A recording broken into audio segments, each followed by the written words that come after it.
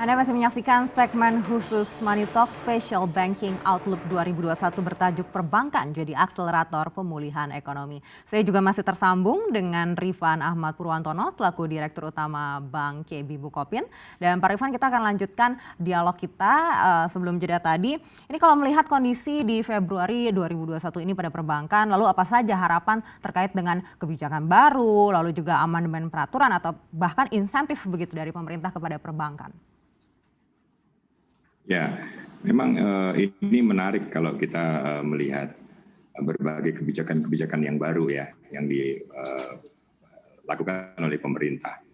Ya, seperti kita ketahui bahwa Bank Bukopin ini mendapatkan pula subsidi bunga atas usaha-usaha UMKM yang di bawah 5 miliar yang terkena dampak COVID-19. Saya kira ini bagus dan harapannya bahwa kebijakan yang akomodatif ini akan dapat dipertahankan untuk mendorong peningkatan kredit dan pembiayaan bagi pemulihan ekonomi nasional. Nah ini sangat bagus ya. Tadi juga yang disampaikan oleh Pak Heru dan kita mendukung kebijakan ini dan kita harapkan bahwa insentif seperti ini selalu mempertimbangkan termasuk beberapa segmen yang menjadi perhatian kita. Nah, saat ini yang paling penting adalah perbankan betul-betul melihat segmen-segmen apa yang perlu diperhatikan di dalam kebijakan baru, amandemen baru maupun peraturan ataupun insentif dari perbankan ke depan. Nah ini kita harus menyadari dan harus menyiapkan segmen-segmen khusus yang kita siapkan. Saya kira itu, Mbak.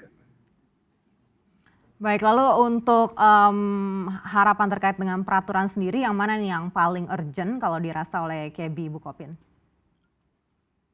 Ya, kita rasa ini kita masih bisa melihat bahwa terkait dengan kebijakan atau terkait dengan insentif atau terutama restrukturisasi ya. Kita melihat ini sangat menarik ya untuk dilakukan. Apalagi kalau kemudian 57% dari komposisi nasabah kredit Bank Bukopin ini adalah UMKM. Tentunya kita harapkan ini tetap menjadi bahan pertimbangan bagi regulator yang untuk bisa tetap memberikan stimulus yang akan bisa membawa dampak baik bagi pelaku-pelaku usaha khususnya di usaha UMKM. Baik, untuk restrukturisasi sendiri di KB Bukopin ini trennya seperti apa, Pak? Apakah sudah melandai? Ya, pada sisi komparasi dengan 2020, di awal 2021 ini sudah sangat memperbaiki. Kenapa? Karena kita mesti melihat bahwa kebijakan new normal, kemudian kesadaran masyarakat beraktivitas, tapi perekonomian telah berjalan, maka bank di KB Bukopin ini kita melakukan pemilahan. Segmen-segmen apa yang berdampak 100%, mana segmen yang berdampak 80, 70, bahkan cuma hanya 10% atau tidak berdampak sekali. Nah, tentu dengan pengelolaan portfolio, dengan segmen-segmen yang menjadi perhatian kita, ini kemudian kita sadari bahwa pembuatan kebijakan terhadap restrukturisasi pun kita lihat dari segmen-segmen yang sangat membutuhkan. Dengan cara pengelolaan dan memitigasi risiko seperti ini, tahun 2001 mengalami melandai penurunan. Baik, bicara terkait dengan mitigasi risiko perbankan secara umum dan juga pengembangan perbankan digital, seperti apa strategi dari KB Bukopin? Tadi saya juga sempat sampaikan bahwa memang COVID-19 ini tentu memberikan dampak yang ke seluruh sektor, tak kecuali sektor perbankan. Hampir semua terkontraksi gitu ya, secara umum hal ini menyebabkan pertumbuhan aset, pertumbuhan DPK maupun kredit juga mengalami perlambatan. Terutama DPK dan kredit kami rasakan sangat luar biasa di tahun 2020. Dan pandemi ini juga berdampak pada meningkatnya beberapa potensi risiko baik likuiditas ya, maupun kredit yang dapat mengancam stabilitas sistem keuangan. Dan ini kita alami dan alhamdulillah kita sudah melewati ini dengan baik. Nah, beberapa mitigasi risiko yang bisa kita lakukan adalah dengan melakukan ekspansi secara selektif dan lebih terstruktur dan merencanakan skenario plan penguatan permodalan dengan melakukan cover tambahan seperti CKPN serta melakukan konsolidasi. Jadi ini pun juga kita lakukan dalam pengembangan perbankan digital. Jadi kita juga melakukan identifikasi risiko-risiko yang melekat pada setiap produk atau setiap aktivitas termasuk layanan perbankan elektronik. Nah ini kita menjadi perhatian Dan beberapa mitigasi risiko ini bisa kita lakukan dengan memastikan terpenuhinya prinsip pasti tetap dengan kerahasiaan, integritas, keaslian, ketersediaan, dan tidak dapat diingkari adalah masalah beberapa aspek, termasuk kalau bicara aspek kredit adalah penguatan penerapan KYC, ya, mungkin dikenal sebagai bagian dari validasi maupun verifikasi. Dan kita juga melakukan pengkajian terhadap e-signature. Saya kira ini signature-nya juga bagus karena dengan cara bisnis dan cara kerja saat ini kita sudah siap untuk melakukan itu, dan seberapa penting tanda tangan basah di dunia digital ini saat ini dalam proses kredit juga lagi kita pertimbangkan, walaupun kita selalu akan berdiskusi dengan regulator. Dan dari aspek likuiditas kita juga rubah, ya, ada perubahan rule base ke principle base untuk memberikan ruang gerak yang cukup bagi bank yang mengembangkan fitur layanan keuangan digital. Ya, mungkin kita lihat bahwa apakah kemudian perusahaan finansial non-bank juga gencar mengembangkan keuangan digital fintech, ini juga bagian yang harus kita sikapi. Nah, dari perlindungan konsumen, kami merasakan sekali Mbak Anake bahwa kejadian 2020 ini betul-betul kita jaga bagaimana aspek perlindungan konsumen ini penting. Jadi tetap mengedepankan prinsip perlindungan konsumen di mana keamanan dana maupun data nasabah harus tetap menjadi prioritas utama agar masyarakat tetap tidak ragu dan menaruh kepercayaannya maupun dana diperbankan.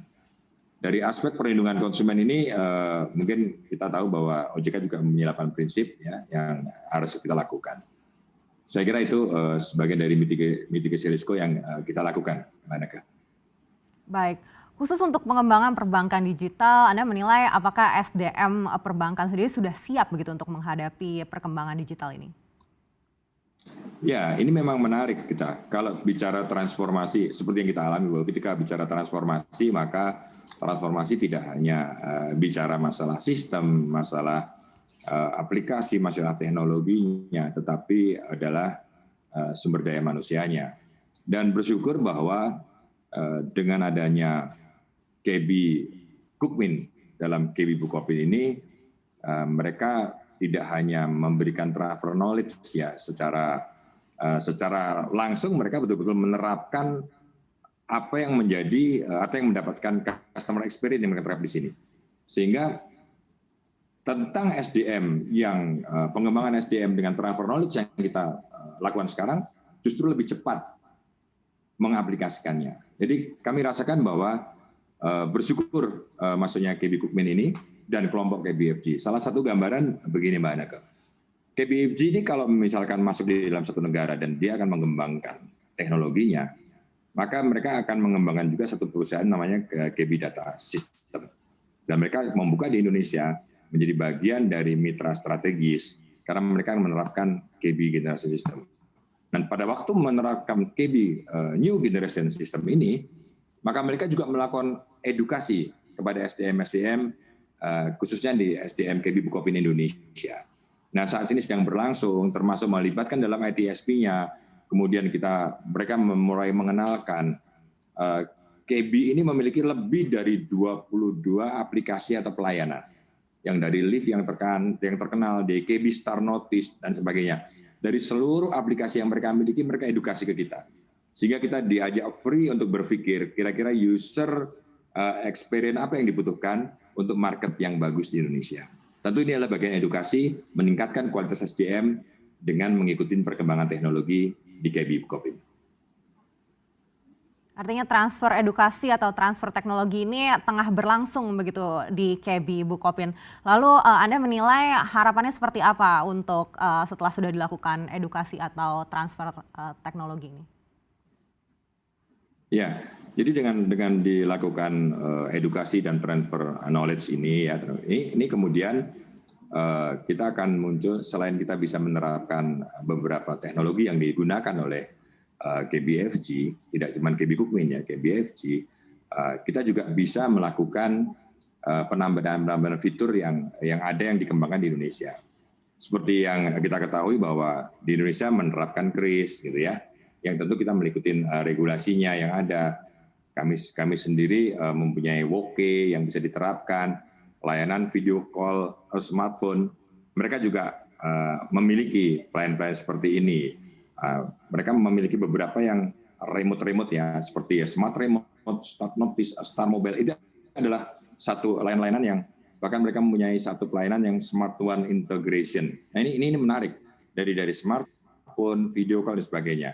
Nah saya kira dengan adanya edukasi transfer knowledge ini semakin banyak potensi kita mengembangkan pelayanan kepada nasabah dengan menerapkan dari customer experience yang mereka lakukan di Korea Selatan maupun di 11 negara lainnya. Baik, Pak Rifan, berikutnya terkait dengan rencana pertumbuhan anorganik, apakah ada dari KB Bukopin di 2021 ini? Ya, memang ada beberapa rencana yang mereka lakukan gitu ya. Baik apakah terjadinya anorganik atau investasi tahun 2021 ya. Untuk mendukung peran Bank Bukopin terutama dalam digital banking, ini yang penting karena mereka mau bahwa KB Bukopin merencanakan atau melakukan investasi di teknologi baik terkait core banking maupun infrastruktur pendukungnya. Jadi saya kira ini sejalan dengan apa yang disampaikan Pak Heru Kristiana tadi ya, bahwa kita harus masuk ekosistem, kita mengembangkan infrastruktur pendukungnya, dan kita harapkan Bank Bukopin ini memiliki visi menjadi mitra tadi yang saya sampaikan bahwa kita harus support nih pertumbuhan bisnis di era industri 4.0 dan kita harapkan kita melakukan perubahan modernisasi dari seluruh platform, model bisnis, kemudian bisnis proses dengan menggunakan teknologi. Baik, lalu berikutnya terkait dengan target pertumbuhan KB Bukopin di 2021 ini boleh disampaikan, Pak Rifan? Ya, kalau KB Bukopin tadi saya sempat sampaikan bahwa kita akan secara hasil kita akan tumbuh 23% di tahun 2021 dan untuk kredit kita akan tumbuh di 7-8%. Namun kita akan fokus kepada pertumbuhan DPK. Jadi DPK akan kita kejar untuk tumbuh. Kami optimis dengan 40%. Karena ini adalah bagian dari win back atau recovery yang harus kita lakukan dari tahun 2020. Baik, lalu untuk pertumbuhan misalkan penerbitan surat utang, apakah ini juga akan dilakukan di 2021 ini? Ya, tadi saya sempat menyinggung bahwa kita akan membuat beberapa model ya untuk penambahan modal. Apakah kemudian yang pertama terkait dengan kita melakukan penawaran umum terbatas, karena kita melihat bahwa sekarang KB kan masih 67%. Hampir di beberapa perusahaan kan lebih dari 90%, maupun penawaran umum berkelanjutan seperti obligasi subordinasi ya, berkelanjutan yang kita akan rencanakan di tahun 2021 atau semester kedua. Baik, terakhir boleh closing statement-nya Pak Rifan untuk dialog kita kali ini? Baik, terima kasih. Kami melakukan transformasi organisasi ini sebagai upaya untuk mewujudkan organisasi yang berkinerja unggul, berbasis digital, dan mewujudkan tata kelola yang prima dan kredibel. Dan tentu kita harapkan ini selaras dengan arah strategis perekonomian nasional. Jadi kita harapkan dengan adanya transformasi ini, KB Bukopin menjadi bintang finansial Indonesia.